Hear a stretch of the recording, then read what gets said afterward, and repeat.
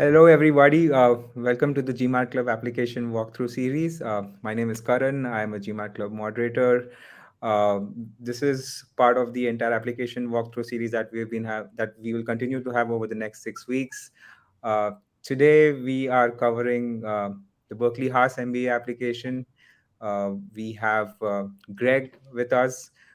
Greg, who is the founder of Avanti Prep, it's one of the leading boutique MBA admissions consulting firms. Greg was himself a graduate of Berkeley Haas's full-time MBA program back in the day. And with that, I will hand it over to Greg, and let's get started. All right. Thank you, Karan. And hello, everybody out there. It is Haas night on GMAT Club. We hope you just enjoyed the session with the admissions committee itself. And hopefully that clarified some of the bigger picture things to be thinking about as you enter either the home stretch here, if you're a round one applicant to Haas, September 14th, or, looking ahead to round two in early January, because that's going to be coming up. So we're going to walk through the application tonight. I know that's a big term. There's a lot that goes into an application. You could do whole videos on essay. You could do whole videos on recommendations. You could do whole videos on resume. And in fact, we have videos like that. GMAT Club, certainly a great resource for all that information. And we, Avanti Prep, through our partnership with GMAT Club, have in fact done videos on essentially all of those topics as well. We did just a week ago do a video on the Haas essays themselves, so you could pull those up, and maybe our moderator can share that link at some point. I'll flash it up on the screen. Let's get started by thinking about where this fits into the in the application scheme. If we could pull up the slides there. So just a couple of quick slides, and then we're going to hop over to the actual application portal.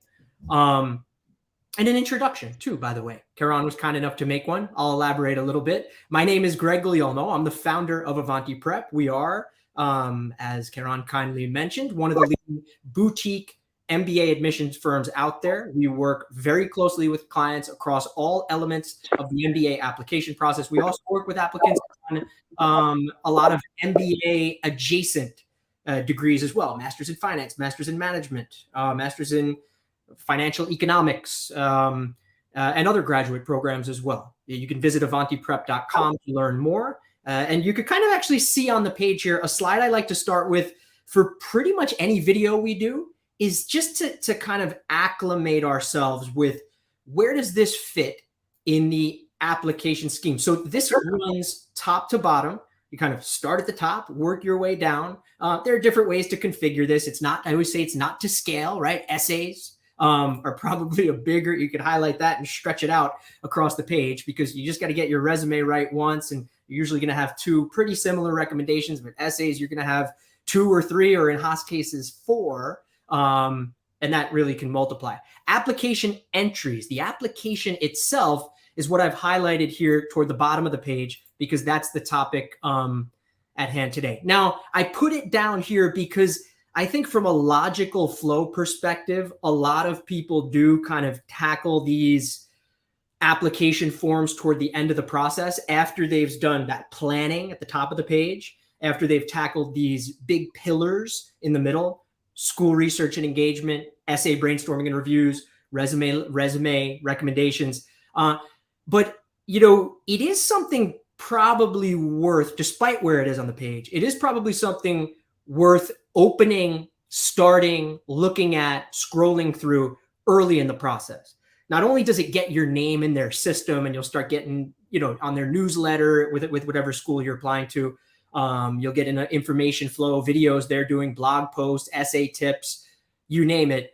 It also gives you the ability to start to toggle through the pages of the application, which we're going to do in a moment, and see how the requirements might vary from school to school. There could be transcript quirks. There can be extra language or extra instructions hiding within the application that are not necessarily on the front page description of the website. I think of Yale, actually. I know Yale's not the topic tonight, but Yale, looks like they have one essay. You open their app and there's a tab in there where you have to put a 250-word goals essay in. So don't be surprised. I would say, again, even though we're doing this toward it can often be thought of as like maybe a last thing an applicant does.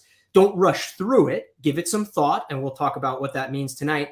And maybe even, again, open the app up and toggle through and see what you need and what else is in there. Some schools have a lot of hidden short answers in their app. There, I'm thinking about LBS, London Business School. They seem to have only one essay. Well, they've got several, what you basically amount to a handful of short essays hiding in the app.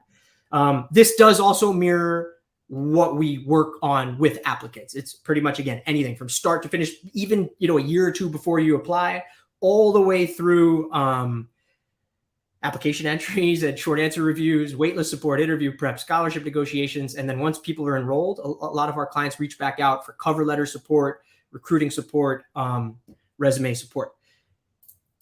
Another way of looking at that, Avanti Prep Services. And again, a lot of what we're focusing on today is pretty much these two categories, but it's going to invite, because we're toggling through all the different pages of the application, our conversation is going to invite and touch pretty much everything else on the page, because there's a page, a page for everything else.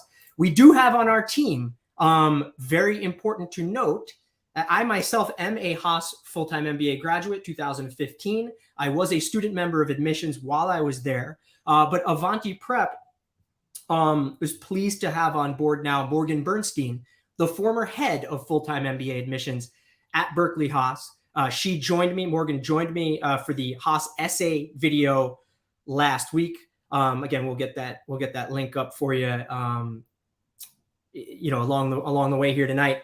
And Morgan is also joined, calls like this, as well as can work directly with applicants, directly with you, if you'd like, in a variety of different ways. If you'd like to learn more about that, you can visit avantiprep.com. Please feel free to sign up for a free consultation. Importantly, I will note, because I know the term admissions director gets thrown around quite a bit, but what does that mean?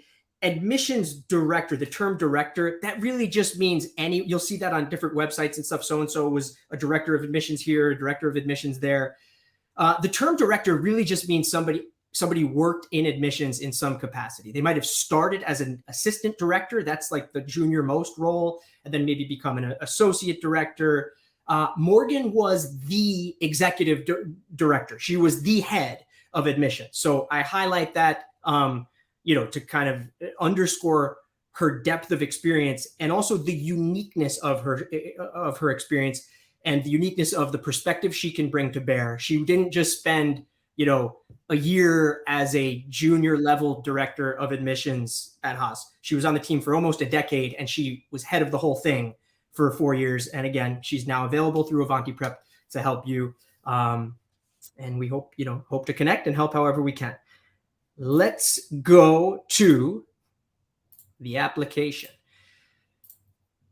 Okay, then we'll have the application loaded onto the screen now, and we'll walk through every component of the application with Greg. With that, I'm adding the application stream to the video. Yeah, here we go. Perfect. And I do have a few tabs open up here. We'll toggle between them as it comes up. I will say Haas has, I think, a really fantastic FAQ page, frequently asked questions.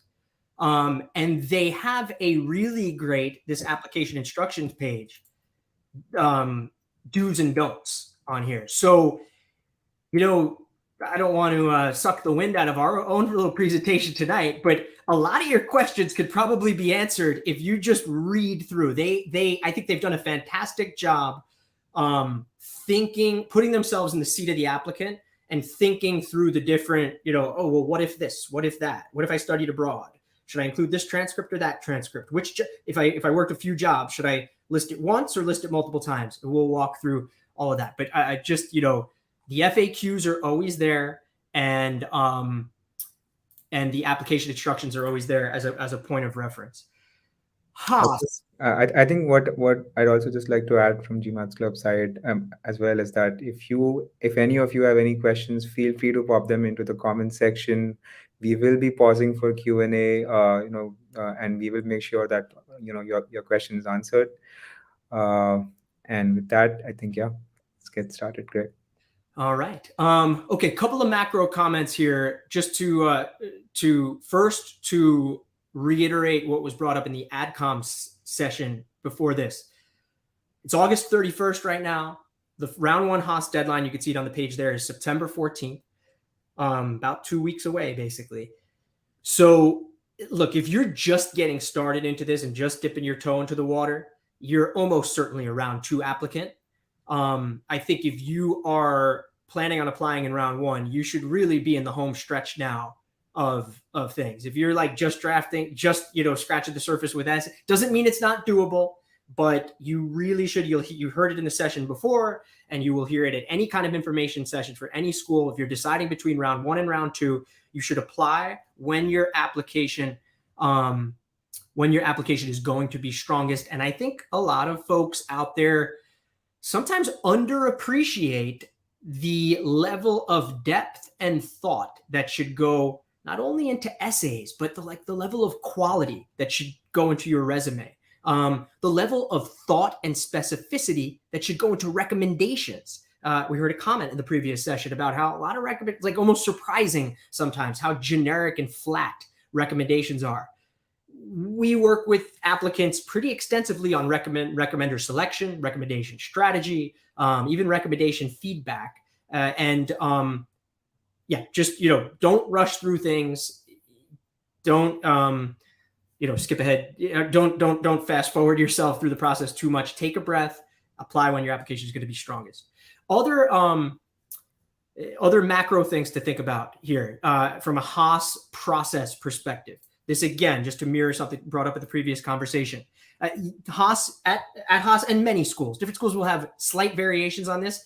You're typically going to have 2 admissions readers at Haas, or 2 folks who read your application. The first one is usually a trained professional admissions reader. They're reading your app, they're interpreting and transferring what they identify as the most pertinent information onto a reader sheet. They are kind of calibrating you or rating you across various different categories, whether that's work experience, career goals, academics, culture fit, leadership. These aren't exact. I'm not, quoting the playbook for Haas here. These are just kind of directional for schools. The second reader then is at Haas going to be an AdCom member. They will read and also assign you ratings, and taking into account the first reader's perspective, will then levy a decision on whether you advance to the interview stage, get waitlisted without an interview, or are dinged right away. Sometimes there might be a third reader as well. And again, schools have different variations of this.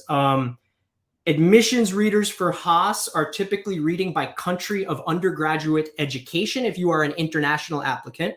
And again, different schools, different variations of this. These are all things that Haas has said and would say on if asked at different information sessions. So, things I've heard them say before.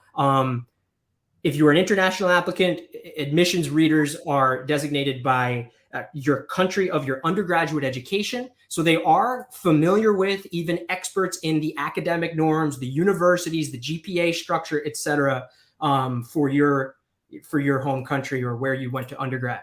If you were educated in the United States, then they are broken down by current industry. So again, they are well-versed in the industry from which you come. So just some kind of macro process things here. And remember, you are speaking, those people I keep naming, you are speaking through your application to them. They are humans on the other side of that. You're having a conversation with them. You are, in a sense, trying to win them over. If you make it, all the way to committee, kind of the last stage of yay or nay, it's oftentimes going to be the AdCom member who, initially read your application, who is going to be your advocate in there. So try to humanize yourself, appeal to that human being, and connect with that human being on the other end. All right, the tactical stuff. First tab, Karan, any questions, or just to pause here, any thoughts, questions as we segue now into like the nitty gritty of the app itself? Nothing on the chat yet, but I really like the way you started the conversation, where you really wanted to get the applicant's human element out onto the application, and that's very important. It's important to not appear robotic, go ahead. Yeah, with For sure. All right. So look, those of you out there are most likely applying to multiple schools. You've probably now encountered multiple different variations of application software. Some, some smooth, some less smooth. Again, I kind of like Haas's. I think it's pretty smooth. You will typically see something like 8 to 12 sections or tabs for a given school on the left side of the page. And you could toggle between them. There are a few out there, Wharton, I think Michigan Ross, they don't always let you skip ahead unless you fill out all the info. But Haas lets you skip ahead, so you could kind of bounce around. Look, this name stuff, pretty self-explanatory. Haas has both lived names as well as your legal name. If you're and they explain what they mean by that on the page. If your lived name is the same as your legal name, then you would, put the same answers in both spots. Preferred first name, phone number, contact information. Would you like to receive text updates from them? LinkedIn URL. You could enter NA if you don't have one. We get this question sometimes, and I'll probably throw it back to Karan to see what he did. Karan, you're a first year at Kellogg, right? Yeah, I am. Right. Apply to Haas. A recent applicant of just a year ago.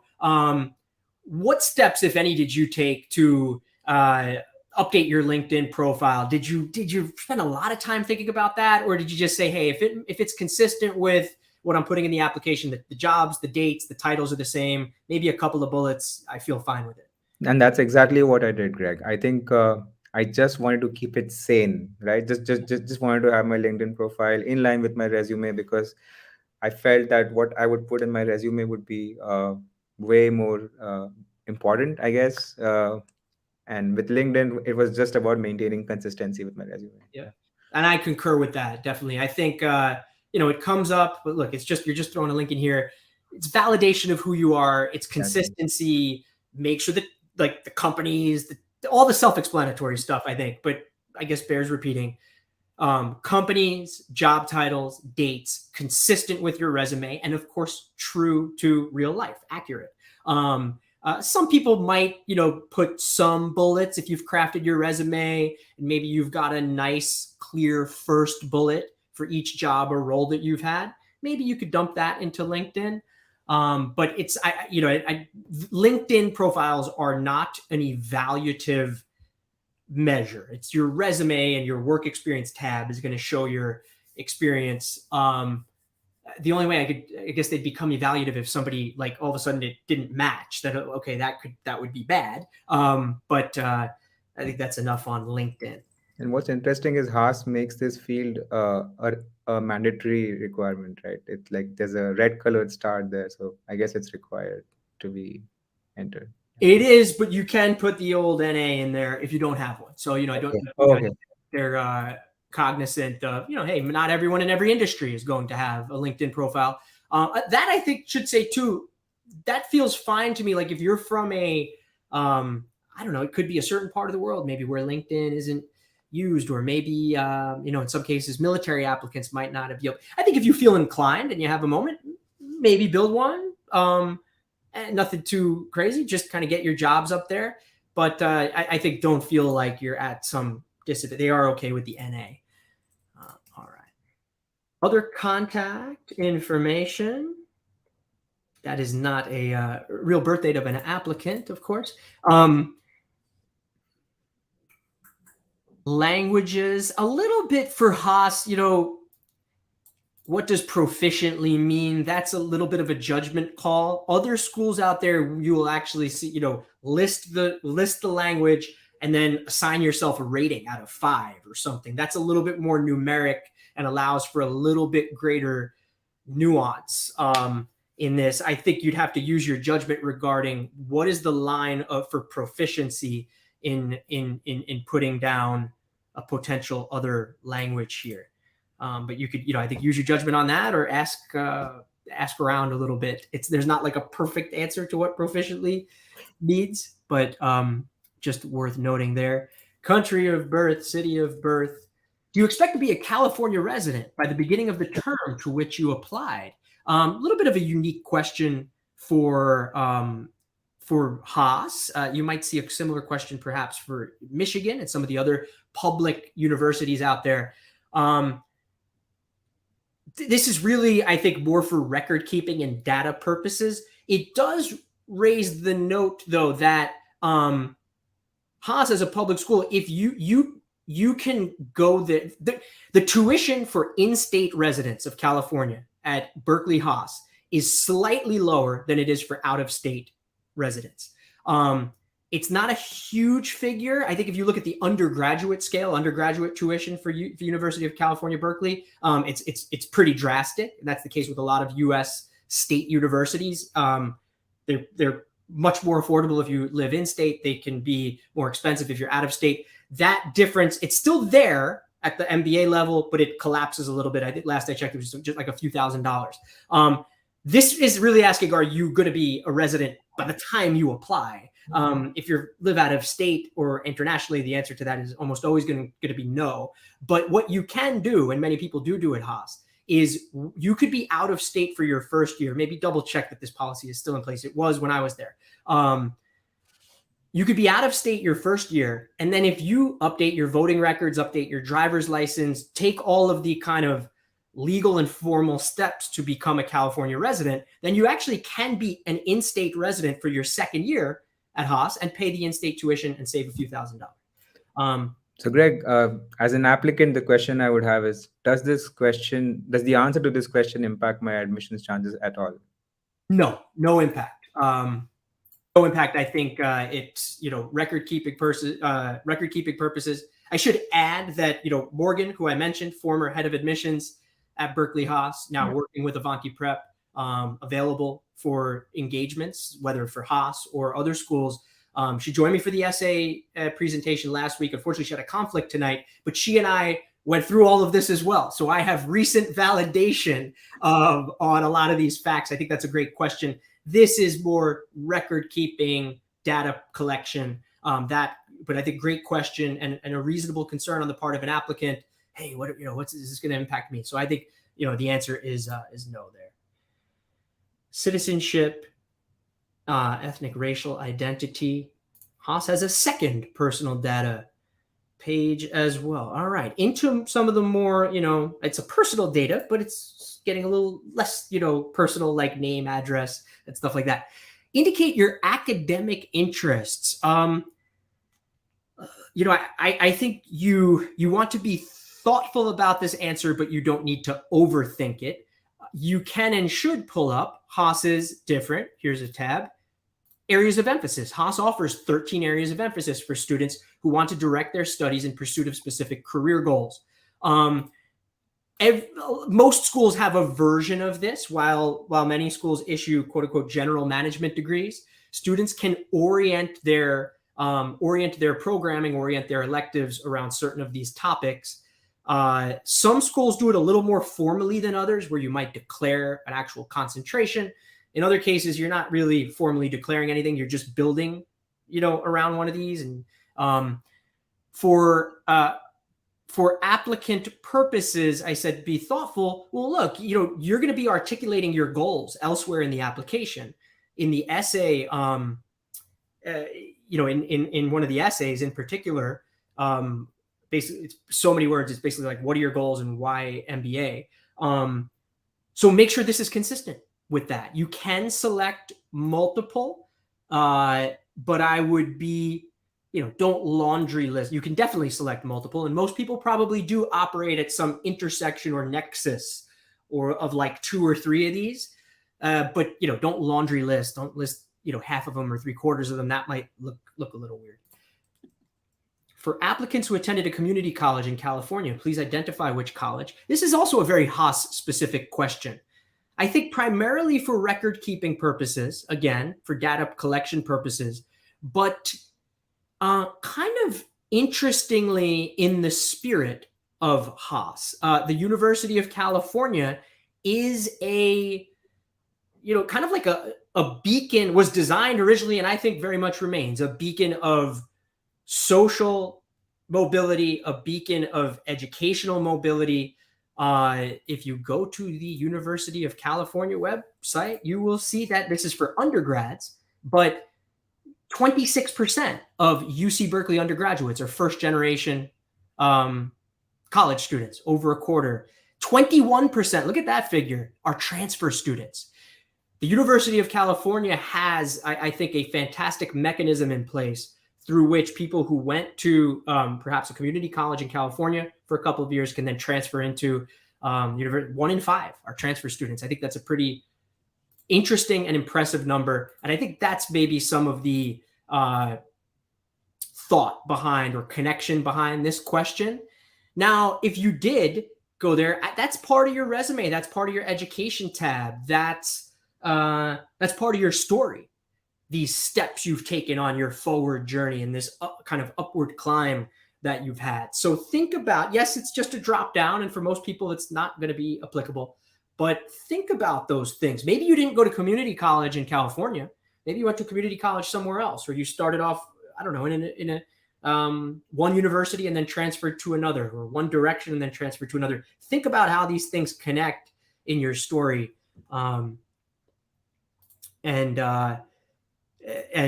connect those dots. Yeah. GPA.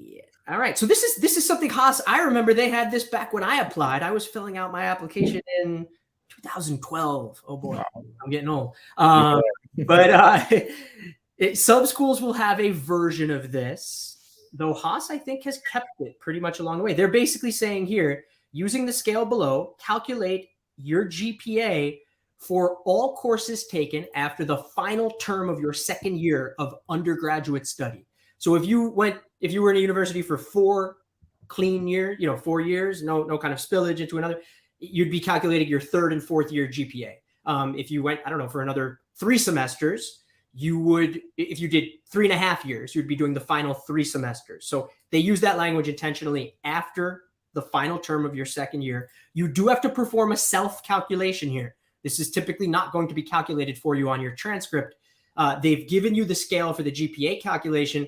Don't forget to weight by the number of credits when you calculate that. You have to kind of, for the Excel folks out there, it's a sum product calculation in Excel. It's a weighted average. So calculate that. It is optional. You don't have to. So you maybe want to, I don't know, run the numbers first, figure out what makes sense. Haas is looking, if you go to the if we go to the academics tab when we get there, you'll see that the now head of admissions, Eric Askins, says we are interested to an extent in how you did in those, like the consistency of your academic performance, how you do in those higher, those tougher courses, 3rd and 4th year. So that's some of the rationale behind this. You do have to perform the calculation yourself. Number of times GMAT, number of times GMAT focus, number of times GRE. Work experience, here you are calculating it in months and you're putting in the number yourself. Just watch out for those things. They vary between schools. Some will have a drop down and they'll only let you do halves of years, so you have to round. Others will ask for years. Others will ask for months. So you just have to be smart about that calculation. Haas actually says count it from completion of undergraduate study, but it's work experience. You're not just counting how long since you graduated. You have to have been working full time. But post undergraduate study up to July 1st, 2024. So they tell you when to stop counting. Other schools will sort of leave when to stop to the imagination. Like, are you going to leave? So you have to decide, am I going to leave in May? Am I going to leave in August? Do I want to leave a little earlier, keep my work experience down by a month, stay closer to the average? Do I need that extra month of work experience because I'm on the lower end? So you could, start playing that whole game. But, and it looks like they even translated into a fraction once you leave. Okay. Industry. And this is full-time experience only, right? No internships here, only full-time experience. It is, they don't have a super long description here. But that is the correct, just based on that word full-time being in there, it would not be internships. It would not be part-time work. It would be true blue. You've graduated from college. You have your bachelor's degree and you are working full-time. Count those months. Yeah. I think a question that often gets asked around this point is, what is the recommended work experience, right? It's like, is there a recommended work experience that you should apply to, that you should apply with at all? I think. Yeah, so I'm curious to know what you think about that. Great question. And I see that in the, in the chat there. I think very appropriate question for this phase of the application. So one place we could look, probably the best place to look, is the class profile page for the school. Every school's got a class profile page. Essentially every school will list an average years of work experience. They won't always say whether that's the mean or the median, but they'll just say it's an average. Many schools, Haas included, you could see it there in the middle of the page, will also offer a middle 80% range of work experience. And here we're talking about full-time employment, post-undergraduate, post-completion of your undergraduate, at the point of enrollment. So you can kind of count forward. It's basically the average of that number. Where do they get this number? They get it by calculating the number we were just looking at in the app. Haas lists for its 10th to 90th percentile 3.2 years of work experience at enrollment, all the way up to 8.2. It doesn't, naturally, that's a middle 80%. So 10% have less than 3.2, 10% have more than 8.2. But that's kind of the middle of the bell curve, the fat part of the bell curve. It's a pretty standard range. It's actually a little wider on the up side of that number. Other schools, you will see 3 to 7. Okay. Columbia has 3 to 7 up on their website. Kellogg used to post it. They don't anymore. It was 3.5 to 7 when they posted it. A little narrower, interestingly. Carnegie Mellon Tepper is actually one of the rare ones wider than Haas. I think it's about 3 to 9. But that, I think, is the most indicative number. I think it is pretty rare to see, when we speak with applicants, they reach out for free consultations. If they have 1 year of full-time work experience when we speak, and they're going to be applying applying now to get in next year, they're only going to have like 2 years of experience at enrollment. I think that person almost always, with rare exception, should wait to apply. The individual who has 2 years of work experience right now at the point of application and will therefore have 3 years of work experience at enrollment, I think that is the first year that individual could sort of reasonably apply. I don't know that it's always their best, though. And it depends totally on the applicant. It's really ultimately more about quality of work experience than it is about quantity. But sometimes, I don't know, solicit feedback on this, post on GMAT Club, sign up for a free consultation, and we can offer thoughts on that. Sometimes you will see individuals who've only worked 2 years at the point of application, but they've done so much, and they've been promoted a couple of times, and they've escalated quickly, and it is the right time for them to pursue an MBA, and they explain that in their applications well. In other instances, it's not they're not there yet, and they should maybe take a breath. So that's how I would think about that.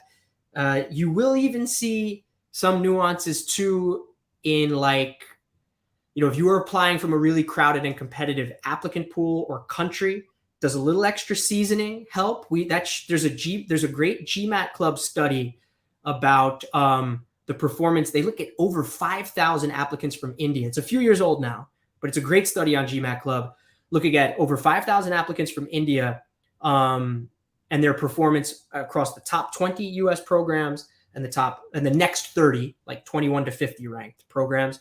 And volume of work experience is actually one of the figures on there. It seems to suggest that a little extra seasoning for such a crowded and competitive pool of applicant can really help, because there's so many applicants. How do you differentiate yourself? Well, with extra promotions and with more impact and with greater leadership and with stronger recommendations as well. So that's how I think about that. Kind of a long tangent, I guess. So do we have time for 2 more questions on GPA, since we just talked about it? So there's one question on what do you feel is a good GPA range and what is the lowest okay GPA? Yep. Let's just hold that for 1 second, because we'll get onto the academic history. Okay, perfect. Let's do that. Good point, though. Reasonable point. They do ask this GPA. They do ask for the 2-year GPA on this page. Yeah, exactly. Maybe that's GPA sort of sliding between topics. Industry and function. I don't think if I hit the drop down, you could see what's in there, right? But look, I mean, probably self-explanatory. This is for your future employment. Always make sure you're reading the question. Some schools will ask this for your past employment. Some will ask it for your future employment. Others will ask it for both. Choose the option that best reflects reality. Haas has a diversity, equity, inclusion, justice, and belonging essay. It is 300 words now. It was 150 words last year and in some of the preceding years.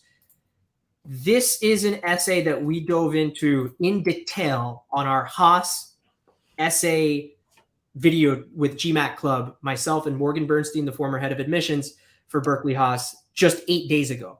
So maybe we could throw that link. Actually, it's right here if you're interested in. They caught me kind of mid. All right, that's where I paused it, actually.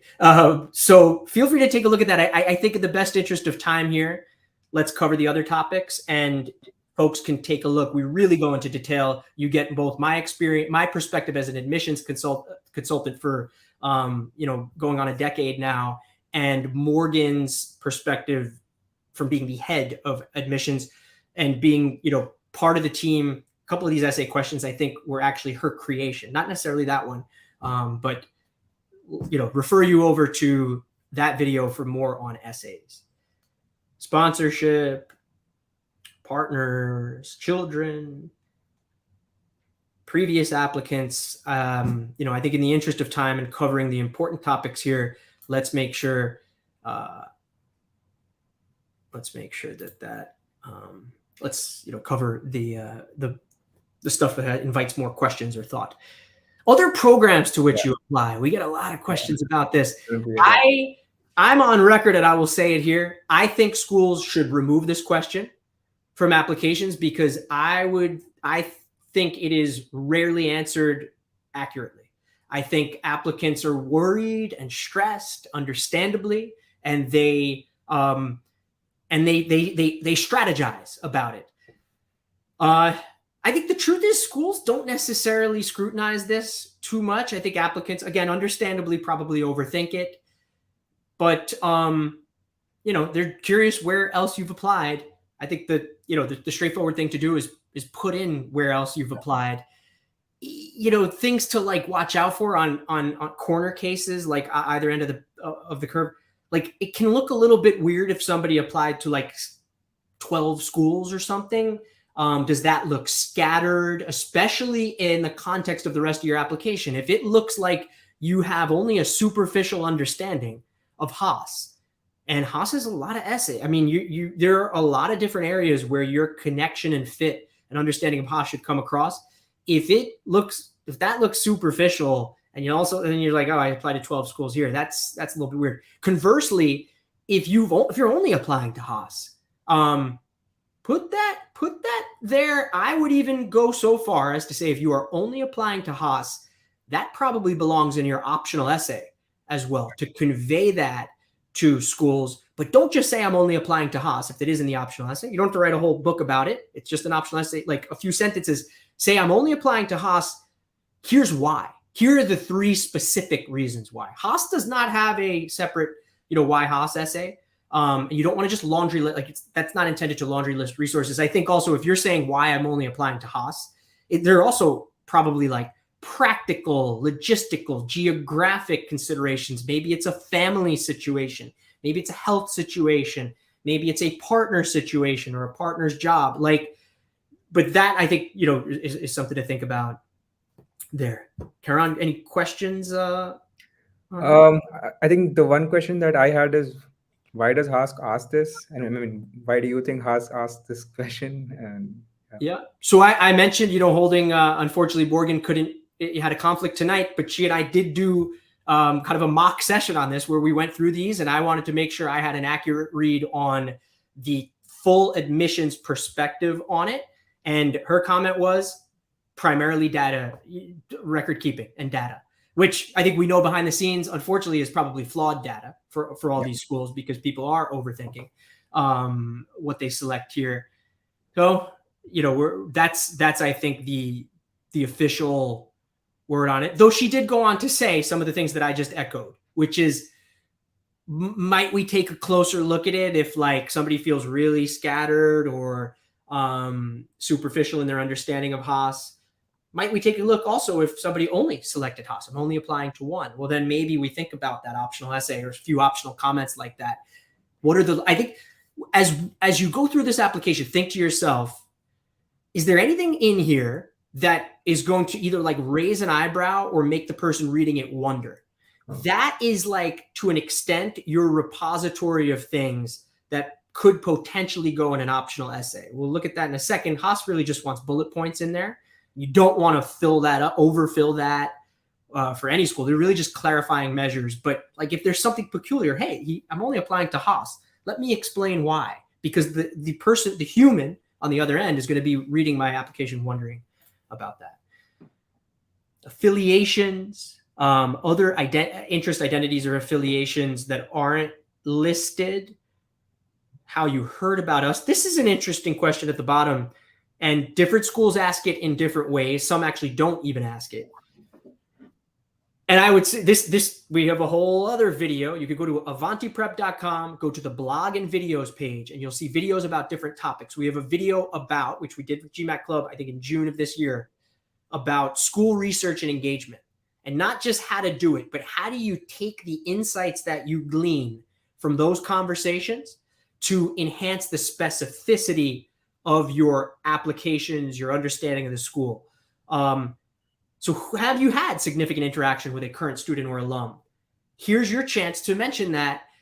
They do, Haas says indicate. They're not looking for big descriptions here. Although I don't think there's actually a limit in this text box, though it's not a big old text box, right? It's just a short one. It implies more list.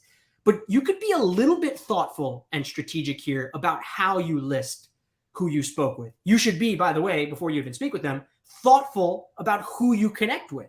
If you're interested in healthcare, speak to the healthcare club. If you're interested at any school that you're interested in, speak to, reach out. You go to a club website, you will typically see a way for prospective students to connect, or you can go through, in Haas's case, the Haas Student Ambassadors, HSAs.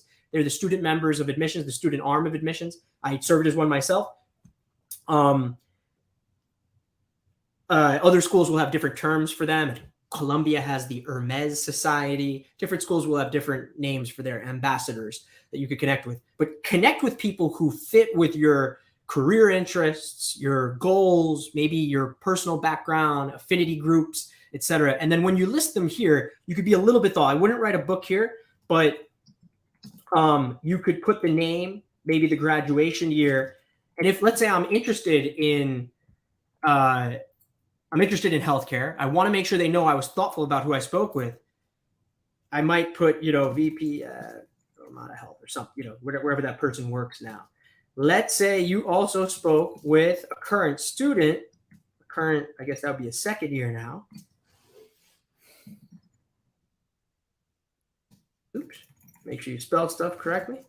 You could do something like that. Just a little peppering in. Yes, it should still be a list. You're not writing up a book here, but it indicates thoughtfulness about who you connected with. By the way, you might in certain essays, maybe not, a little less so for Haas, but certain essays out there, you might weave these conversations into the essays, not for the sake of laundry listing them, but actually for the purpose of reaching in and grabbing specific insights that tie to your fit with the school or your goals or your growth or your contributions. Wharton SA2, Fuqua contributions, Cornell Johnson contributions. They have whole essays about contributions. In school research and engagement, again, we invite you to watch that video. It's a whole kind of deep dive tutorial. Watch it on, and we do have, watch it on 1.5 speed or something if it's too long for you. Or we do have links in there that kind of jump you to different sections of the video if you go down to the comments when you open that up. All right, we'll make sure we maybe speed things up a little bit here. Haas is kind enough to offer little videos from different members of admissions at the top of each of their tab pages here. This is pretty, like what you see here is going to be pretty similar across schools. You're adding where you went to where you studied. You pick the dates, the level of study. You'll have to attach your transcript. Questions that come up here. We got that GPA question as well. But so you are uploading a PDF of the official transcript. And then if you're for different schools, it'll be different. Double check the rules. In most cases, I would say if you're accepted, that's when you send have them send like the official, either through the system or sometimes still through the mail, copy. In some cases, it's like a few cases if you're invited to interview. Importantly, refer to the application instructions page. I think this is a level of detail that, well, let's go to the application instructions page to know which, like if you're a US degree applicant, what to do or not do. If you're an international applicant, what to do or not do. They get pretty specific about study abroad. Like any question I think you'd have is probably on this page. Do not list schools or send transcript for study abroad courses, except if quantitative courses were taken, then they actually do want you to to upload that. So that's how I would think about that. The GPA question, go back to the class profile page. GPA, where are we? Okay.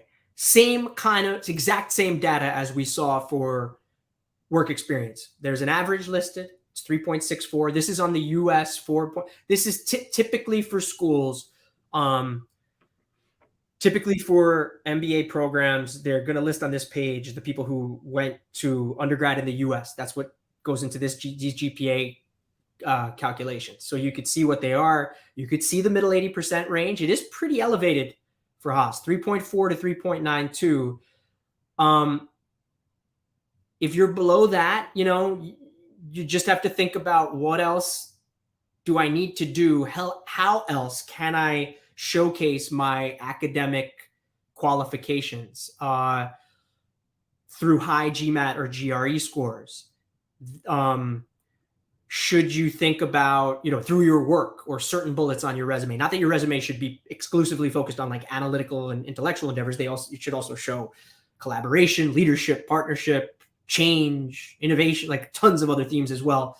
You could also think about whether you're a recommender or two could help support or buttress the idea that you can handle the rigors of an academic classroom. Again, I would say not exclusively. We would not want one of your recommenders to only talk about your analytical, quantitative, or academic or intellectual aptitude. We also need to hear about you as a leader, you as a change agent, you as an innovator, you as a people person, you as a communicator. It's kind of a laundry list there again. Not to sound like a broken record, but we have a whole 90-minute video tutorial on recommendations, and we'll highlight in there different themes for your recommenders to think about. But that's one way to potentially buttress that. Now, you could get as micro here as like schools will look at literally at your transcript. Check out the video of head of admissions Eric Askins back on the academic page.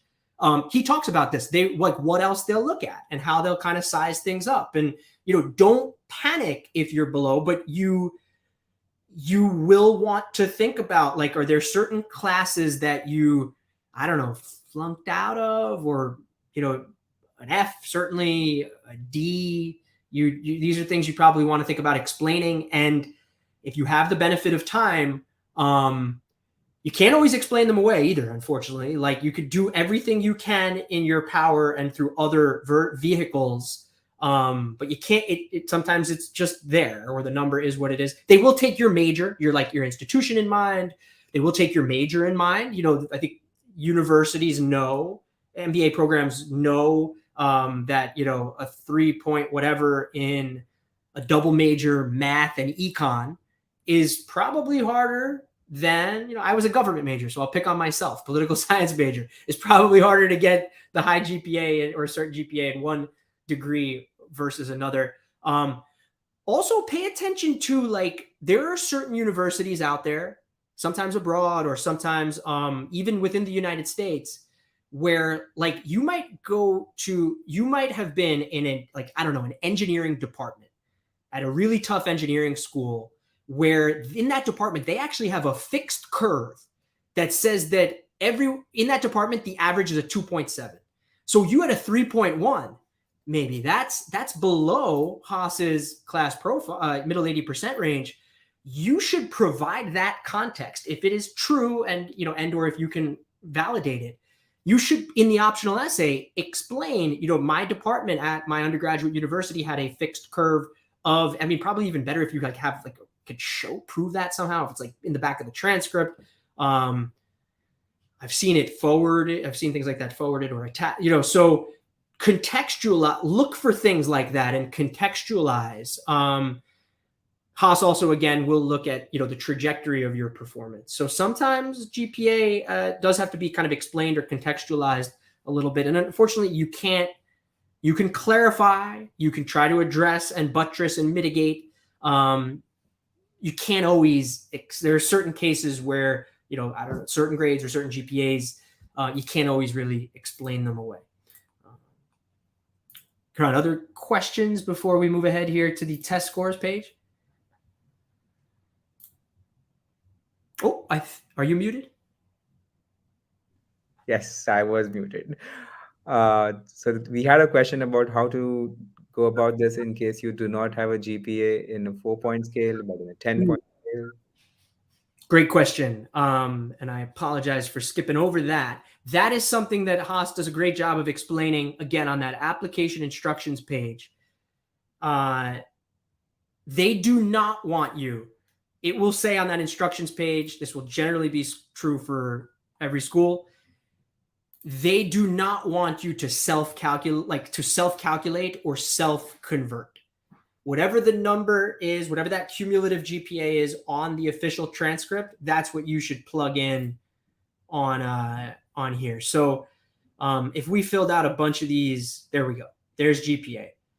So if it was out of 100, out of 10, out of whatever, please do not recalculate GPA. Report it as it's shown on the transcript. If your institution does not report a cumulative or US GPA, just write in 0. So if you had a 8.4 out of 10, there you go. Don't try to convert it into a US GPA. Another thing, by the way, not to skip around too much, just go to on the academic front. Haas has some rules about 3-year degree, like depending where you studied or completed your undergraduate degree, eligibility with a 3-year bachelor's degree for Haas is not, here we go. Am I eligible to apply if I received a bachelor's degree from India? Applicants with a 4 years bachelor's degree from an Indian school are eligible for consideration. Applicants with a 3-year Indian bachelor's degree must also hold a master's or other advanced degree. Applicants with a 3-year Indian bachelor's degree and no additional degree may apply, but at a significant competitive disadvantage. That is actually not a Haas policy. That is a University of California policy. And there are tons of institutions that sit within the University of California. So, just be aware of that and encourage everybody, look at FAQs. There are other things too, by the way. Haas, again, super detailed with their application instructions, which I really appreciate. They even go on to say what are the kind of recognized or approved second degrees. They, what if I already have an MBA or an MBA equivalent? Can I apply? University policy at Haas prohibits the awarding of dual degrees. If you have an MBA or comparable degree from an institution of higher education, your application is unfortunately ineligible. That fact varies by school. So you really have to do your homework on that. There might be like a GMAT club sub somewhere that summarizes it well, but you do have to sniff that out. For dual degrees as an international student, do you need to create an entry for each degree? I would say yes, because, and I know that sometimes can get a little funky if they're fused together, but you are choosing here graduate and undergraduate. I would put it in twice. Sometimes you do have to make kind of little tiny, as much as they explain, and maybe there is even an explainer on this on that other page. My intuition would be yes, put it twice. If you have the same transcript for both and it requires you to upload a PDF, just upload the same PDF twice. I think they'll get it, If you feel like it's a little confusing or the timing was confusing, 2 sentences in the optional essay. In reviewing my academic, reviewing the academic section of my application, you will note that I, added both this bachelor's degree and that. Technically they occurred concurrently, but for purposes of the application, I've listed them so that you can clearly see not those exact words, but something like that. Test scores. Here again for Haas, I'm just going to say, make sure you read the FAQs because they do have English testing requirements that other schools don't have. And they go, here you go. My degree is from a non-US institution. Do I have to take the TOEFL? They do require. Yes. Yeah. Yeah. And if you keep opening these, I believe they list. Okay, it's actually its own tab. You could open that, and they do list the countries. So if you received your undergraduate degree in these countries or based on these descriptions, you do need to take the TOEFL or IELTS. Otherwise, main, usual typical test scores, GMAT, GRE, etc. You upload here, you put in the test date. Some schools will, here we go. Once you do that, it will prompt, they will want the percentiles and stuff. So I think kind of self-explanatory. The one strategic overlay that might exist here, we could probably go down tangents for like all these different things, but there's that old GMAT versus GRE debate. Let's go back to the class profile page. Here's the GMAT at Haas. Pretty elevated, 729. So here average. So when Haas says average, they probably mean mean. So average here, the mean there, the median 730. You can see the middle 80% range again. You absolutely have to calibrate that for the applicant pool from which you are applying. Overrepresented groups will typically need to, often, it doesn't mean you need to, and people don't get in without it, but you could calibrate, you could look around. I think if you're on GMAT Club, there's tons of information on this, an anecdote on it. You can see the GRE numbers. Now, look, there are applicants out there who try with the GMAT and try with the GMAT and try with the GMAT, and they really want to apply to Haas or similar schools, and the best they could do is a 660 GMAT.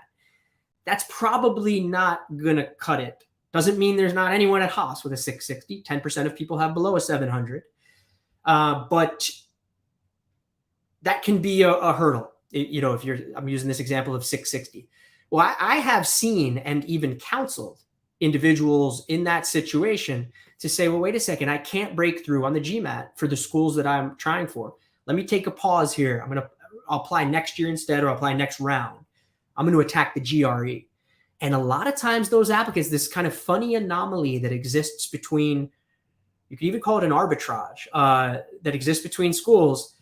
Those same applicants who maybe could only get a 660 on the GMAT, they're putting up 326 combined on the GRE, like a 163, 163. Well, now all of a sudden that applicant who was significantly, almost disqualifyingly below par on the GMAT is a slightly above average applicant on the GRE. That is a critical consideration for you. And it does, again, it's tough because it might mean you just took the GMAT 3 times and spent a year practicing for it, and you have to cut. That's a sunk cost. And if you really want to do this, pivot to the GRE. So that's a consideration. If you do that, I am inclined. So you have to read the instructions for every school and adhere to those instructions. But I am inclined to say in this case, using the hypothetical I just described, to just post your GRE score in that case. I think Haas would really look at the higher one anyway, but I think can make the strategic decision in that instance, share your GRE score with them. So I think it also shows a little bit of resilience, because it shows that, okay, maybe the GMAT didn't work out for this person. They decided to do something about it and then took the GRE. I think that kind of speaks a lot when it comes to your application. Absolutely. And it is a journey. I think a lot of folks out there can attest to that. I think you and I probably included, anyone who's gone through it. I took the GMAT twice too, so yeah, I took it twice. Plenty of people, take it more than that. And there's ebbs and flows, whether it's test related or application related. There are ups and downs and wait lists and round one and round two. It is very much a journey. But I think that stick-to-itiveness and that perseverance can come across in ways like you just described. We'll try to knock this out here maybe in the next 12 to 15 minutes. I'm going to say apologies for the depth, but hope it helps. I think we're trying to use what's in here to extrapolate and think about other topics strategically. What you put in here is very micro, but it does raise these questions that are often more macro as you think through your process. Employment. Again, here, really read the instructions. Every school, and schools do vary on this one. Some Haas tells you to complete only one record for each employer, even if you held multiple positions. That's actually nice as an applicant. You will occasionally encounter a school that wants you to put one entry for each role you had. And that's a little bit more labor. Make sure you read the instructions and adhere to them. Haas, please only share your full-time work experience. Post-undergraduate degree. Do not include internship, summer jobs, volunteer, or other unpaid work, or part-time employment held during undergraduate or graduate study. So don't include that here. Now, if you were somebody who worked 40 hours a week full-time during college to pay your way through, that's probably something that will show up a little bit on your resume. It's also probably something that belongs in a optional essay somewhere to let the reader know, look, like, yes, I got my bachelor's degree in 4 years, but I was working my way through. I was paying my own way through. It doesn't need to be a whole essay about that, but a few sentences. I think that would be on the radar and very much in the scope of what to share there. What goes in these boxes? Organization name. Haas actually, when you start typing it, they actually have. Let's put in. There you go. They actually have it pre-fills. Now, if you work somewhere else where it doesn't pre-fill, you can type it in. Location, starting title and ending title. Location, dates, make sure dates are accurate and stuff like that. And again, match your LinkedIn and match your resume. I mean, so some of this stuff almost goes without saying. I have to kind of remind myself, but be attention to detail throughout this process. If it says Jan 2017 on your resume, it should say Jan 2017 in here and on your LinkedIn profile for that matter. Starting title, current or ending title, starting payroll title. Sometimes people have like a little bit like, I don't know, a more technical title. Like they're called, I don't know, fixed income analyst or something, but behind the scenes, they're called like analyst 1, Roman numeral 1, or your ending payroll title, like analyst 3. Sometimes, so just, that's an opportunity to clarify those. Compensation, starting, ending, base. This is base. This is base. This is bonus in USD. So make sure you convert. What are they looking at with that, by the way? They're not like judging you on that. They do know that different industries pay differently, and currencies are different in different countries. But sometimes the increase in base can be a little bit of a supportive signal as to how much you progressed or advanced. So the same way promotions might accomplish that. Sometimes the salary can as well, but don't like sweat it. Just answer it honestly. Industry and function. So here's where you would put your, the industry and function for your employment.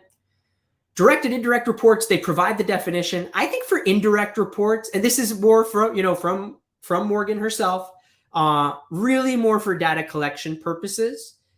Don't sweat it. A lot of people have, I would even say it's probably more common to not have had any direct reports at the juncture of full-time MBA application.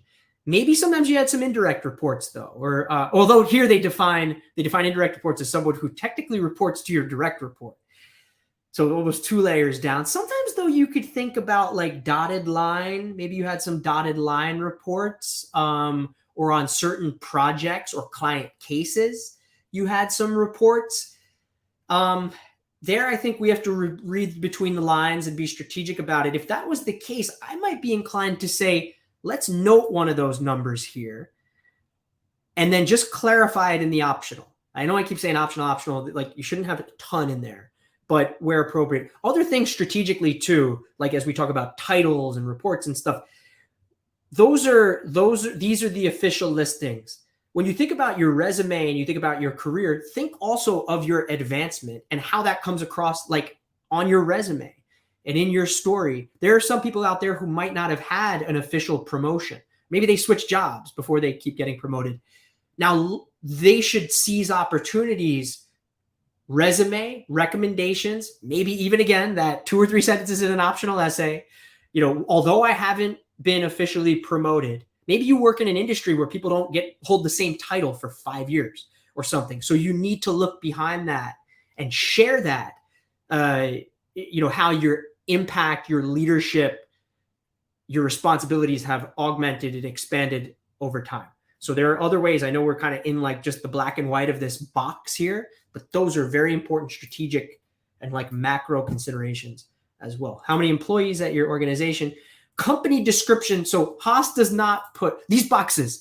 There could be a different version of them for every school. And they're all going to have different character counts or word counts. Haas, you actually have to test this out yourself. I would love if they put in there, it's 50 words that they give you for company description. The way that I test that, other than sometimes kind of strangely memorizing these things because you look at them for so many years, a lot of times you just have to type text into the box and see where it cuts off and then paste it back over into Word or Google Docs and look at the character or word count. So just, take a look at that. I think Haas is, Haas is not, I think it is 50 words here that they'll max you out at for company description.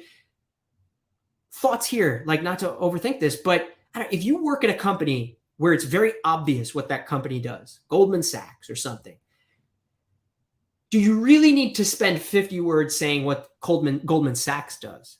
Might you be able there to say, maybe you say Goldman Sachs is a leading multinational, financial services firm. That's only a few words. Now I have like 42 words left.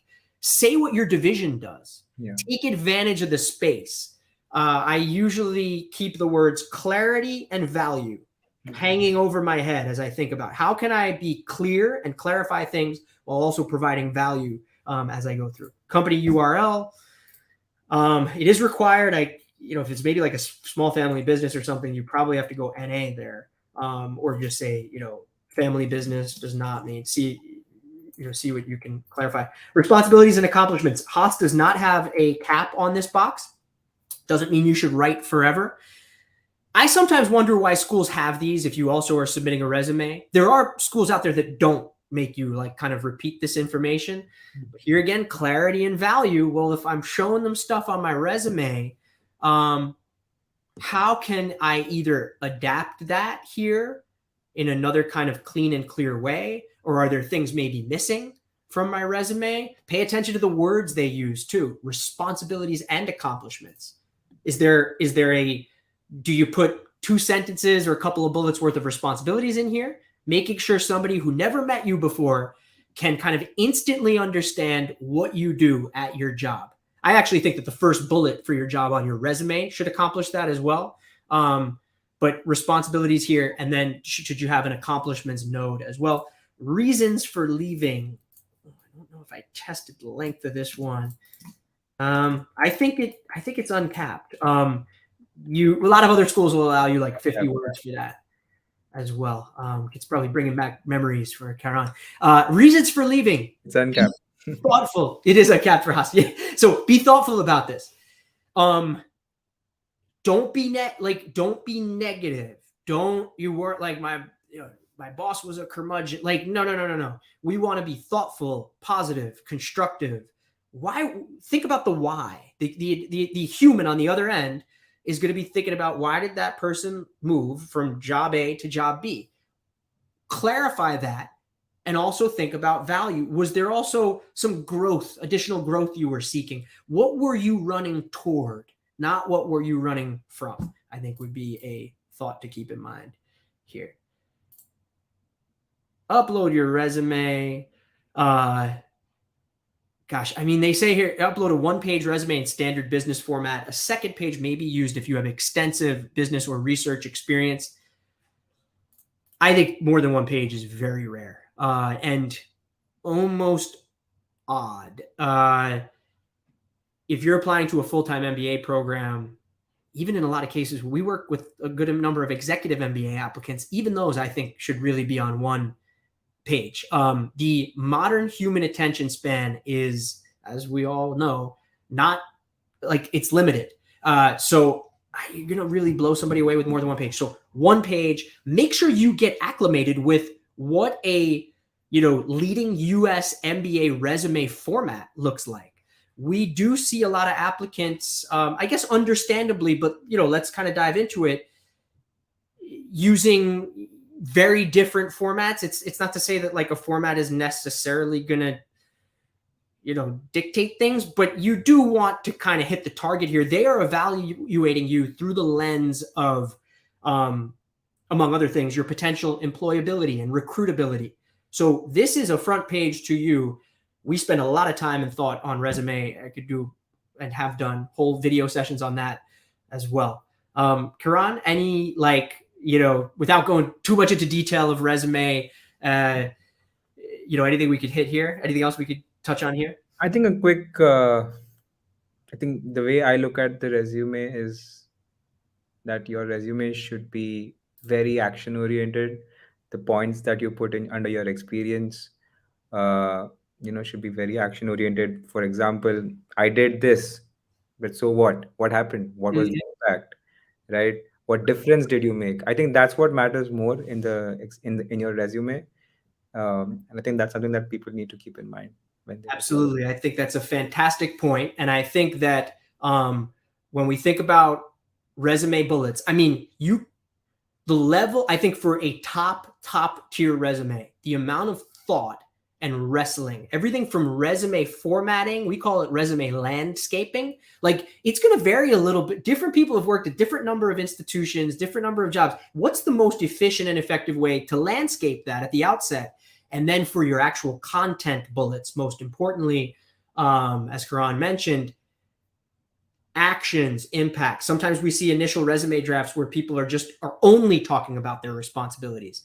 I do personally like a first bullet for a job to immediately elucidate what you do so that somebody who never met you and knows nothing about your industry can understand what you did, what you led, what you work on, where you sit, that kind of thing. But then every other bullet should be like action, accomplishment, impact oriented. Karan, you alluded to it within that. I call it the what, how, impact formula.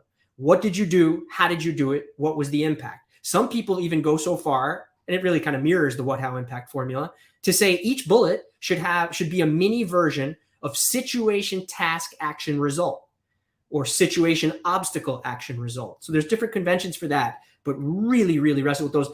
Also make sure that resumes are not only talking about one type of skill or accomplishment. You want to make sure there is a diversity of skills and accomplishments coming across when you think about those whats and those hows and those impacts. Recommendations. Again, whole presentation on this. We could do a whole presentation on it, so I want to be cautious of not going too deep down that road. Haas requires 2 letters of recommendation. Do not submit more than that. You could read more on their website about, instructions related and who to choose. You could check out our recommendation video. It is, again, one of these 90-minute tutorials. It's about how to approach the process, who to choose, what does your recommender actually encounter. We bring up the screens that show you in that video what your recommender actually encounters. They will typically, for Haas included, receive an email from you after you've inserted their information here.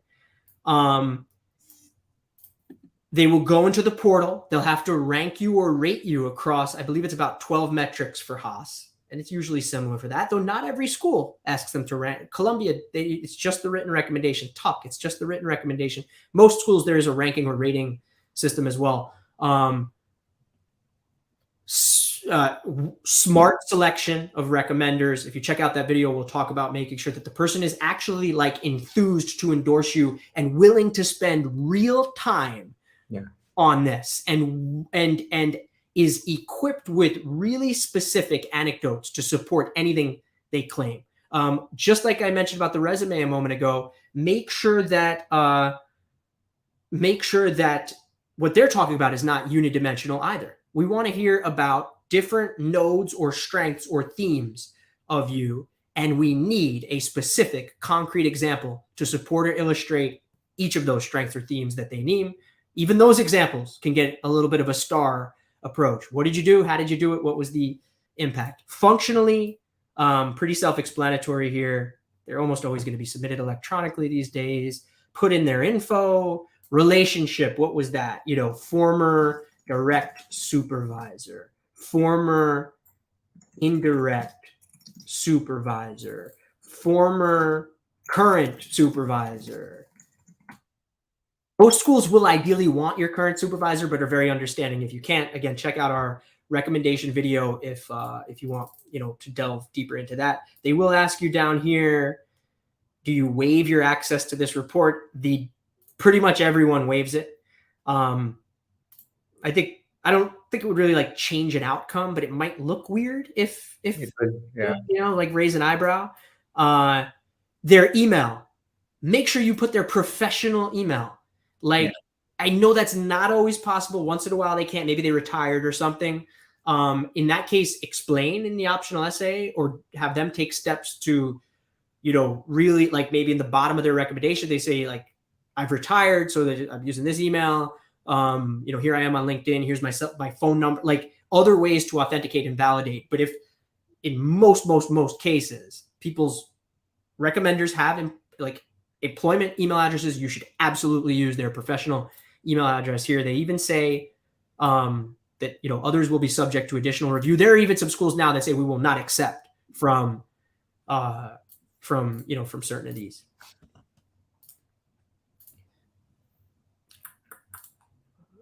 Essays. This I think we'd be going down, a whole nother rabbit hole that we covered on a separate video here for essays. So Haas has the DEIJB essay that was on an earlier tab. I think it was Personal Data 2 tab. That is a required essay, 300 words. They have this essay that they've had for quite some time, and which Morgan, team member at Avanti Prep, former head of admissions at Berkeley Haas, was the originator of. So that's like a very classic now for the last few years running Haas essay question. Check out our video for more on that. Goals essay here. How will an MBA help you achieve your short and long-term career goals? You do need to have, in order to understand how an MBA is going to help me achieve those goals, you do have to start this essay by saying what the goals are. And then you could get into the concrete and specific elements of why MBA. Don't be unidimensional there. Be super specific, be super you specific, be super goal specific. And note also that they're actually not asking why Haas here. They are asking really more, a little bit of what are your goals, and then really primarily why MBA. Here you could explain why if you've not provided a LOR from your current supervisor. Haas with the activities, a little bit different than other schools. They give you a big open text box. Most schools will it'll be more like a drop down, and then there'll be a finite space of either 100 characters, 200 characters, 50 words to fill that in. Haas gives you this kind of open space. It is up to 5. Watch out for that with different schools. There are different numbers and different amounts. And then I put together a little sample here. So, when I read this list of what they want, I don't see description in there, which is kind of different than other schools. But upon further, I think we would always say, put a description in there anyway. We want to know your impact, like what you did. And it turns out, what they mean by nature of organization or activity. They want a description there. So it might look something like this. Does it have to be in this exact order, like the exact order they have above? I think if you slide one thing around but it should look clean. It should look professional. Not sloppy. Like this is the same thing when you do, I don't know, if you're applying to MIT and you do their their org chart, or NYU Stern, and you do the Pick 6 presentation. Those are indications of your quality and performance as an aspiring professional, an aspiring MBA applicant. Those should look clean, consistent fonts, consistent. So a little micro version of that. And here again, clarity and value. Clarity and value. It's almost like a version of a resume bullet. There's a little mini elements of what, how, and impact in here. Take advantage of these. You don't be grandiose, be factual, but be clear and capture the value of what you did. And again, it's up to 5. You could probably throw a number up here if you want. If you want to play around with bullets and that, you could definitely feel free to do that. But clean and clear, skip spaces between them. Haas does ask, okay, I mentioned this for, in an optional essay, but Haas actually asks it separately here if you worked during undergrad. Academic, discipline, probation, different schools will have different versions of that. Optional information, Haas was kind of on the front end of this several years ago, making sure that people's full kind of family background and socioeconomic picture are captured. So here are a series of questions related to that. Occupations, if you were raised in a certain type of household, such as single parent, if you were raised by a grandparent, aunt, or uncle, or other family member, if you were raised in foster care, there's a or multi-generational home, there's an option to drop down there.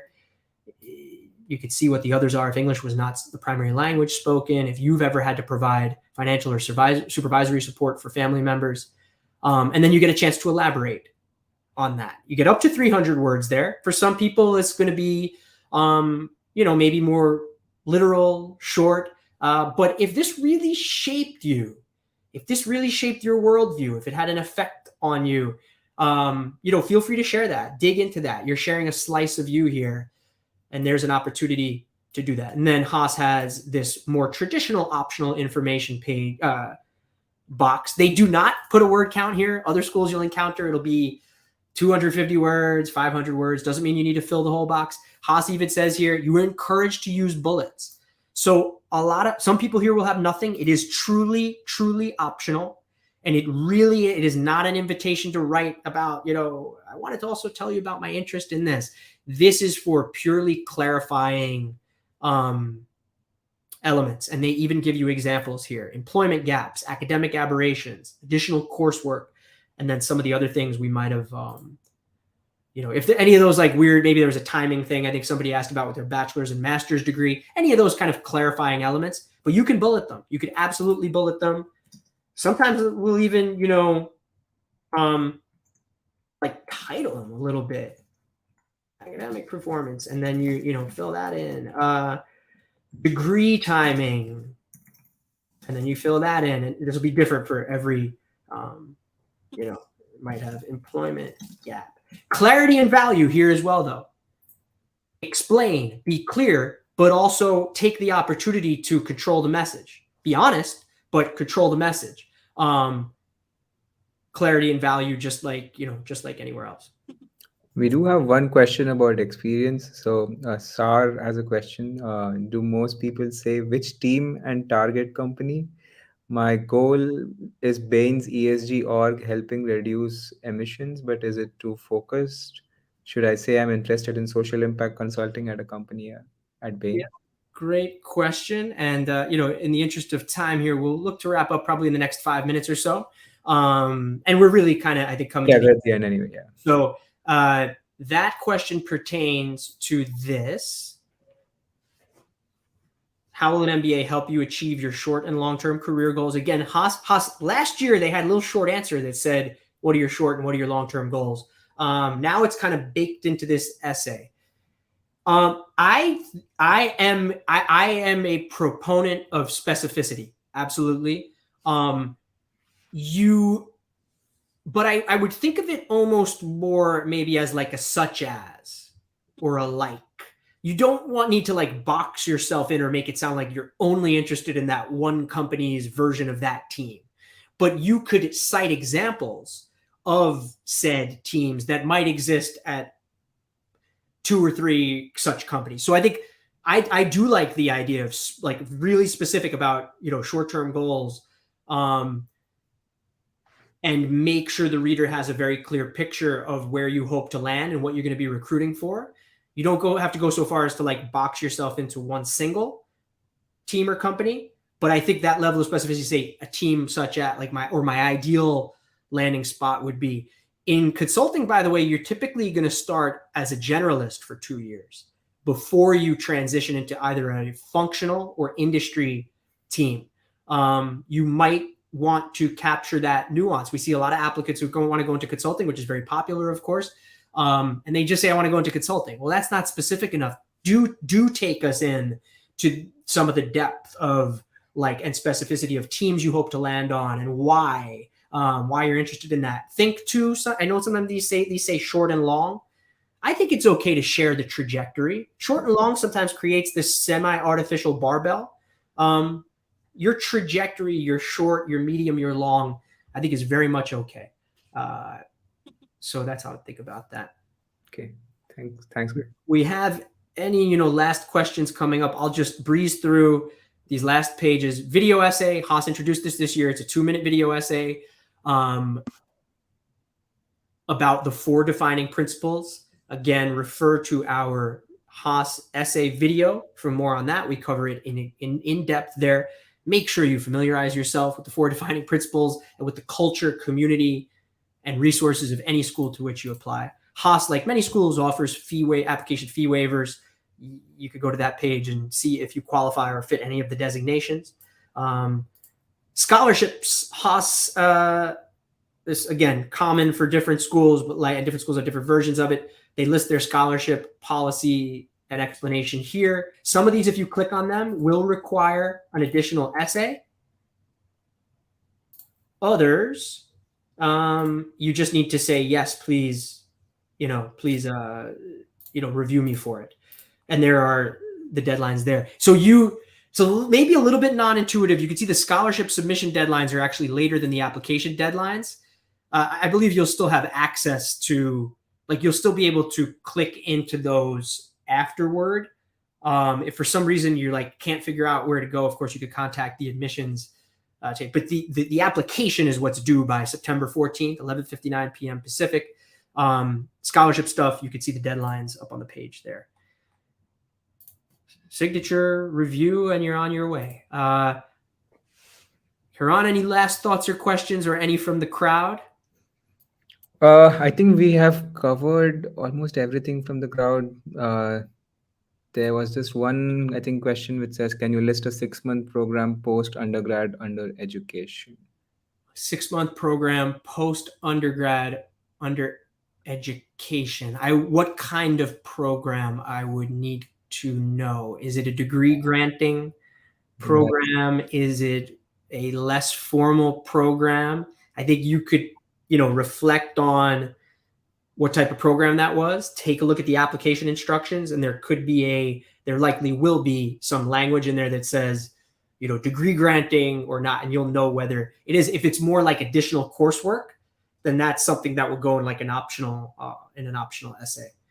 But and if you're ever really, really stuck and you've done an honest to goodness job of reading through the application, you somehow feel like you fit, it's a little gray for you, by all means, you can reach out to the admissions committee.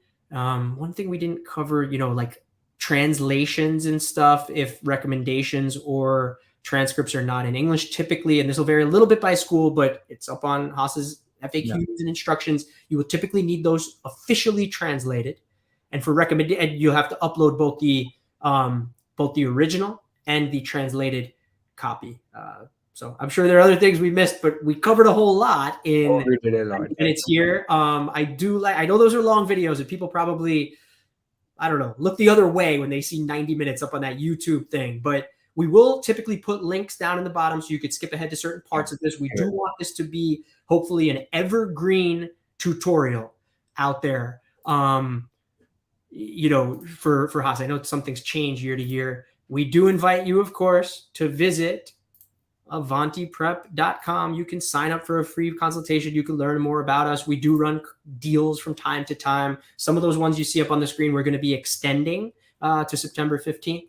So that is that. We appreciate your time. We feel free to reach out. Like I said, we're standing by to help. We have Morgan Bernstein, the former Haas admissions head, on our team. So we wish you the best of luck. Feel free to reach out anytime. We hope to help in any way we can. Hope Thank you so much, Greg. I think this was very in-depth, and I'm sure a lot of us are taking away great points about how to, set up the best application forward for Haas. And with that, we will end this broadcast. Feel free to reach out to Greg on Avanti Prep, like you mentioned, and feel free to reach out to me as well. I'm on GMAT Club too. Just stay engaged with the community, and we look forward to meeting you in the next video. Thank you so much. We wish everybody the best of luck. Thank you. Good luck, everyone. Bye bye.